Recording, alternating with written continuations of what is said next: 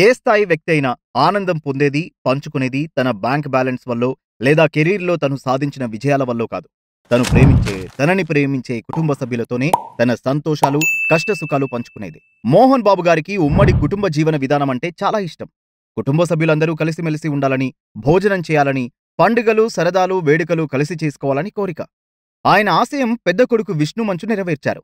ఇంటికి పెద్ద కొడుకుగా మోహన్ బాబు గారి క్రమశిక్షణలో పెరిగాడు. వారసుడిగా నటననే కాదు, బాధ్యతల్ని కూడా స్వీకరించారు విష్ణు. ఇటు సినిమా ప్రొడక్షన్ పనులు, అటు యూనివర్సిటీ బాధ్యతలు సమర్థవంతంగా నిర్వహిస్తున్నారు విష్ణు. ఈ మధ్య క్రిస్మస్ వేడుకలు ఫ్యామిలీతో కలిసి జరుపుకున్నారు విష్ణు. ఇంట్లో వాళ్లతో క్వాలిటీ టైం గడపడం, సంతోషంగా ఉండడం కన్నా ఎవరన్నా ఇంకేం కోరుకుంటారు? కొడుకు, కోడలు బాధ్యతాయుతంగా ఉండి ప్రేమగా చూసుకుంటుంటే మోహన్ బాబు గారు ఎంత సంతోషంగా ఉండి ఉంటారో ఈజీగా అంచనా వేయొచ్చు.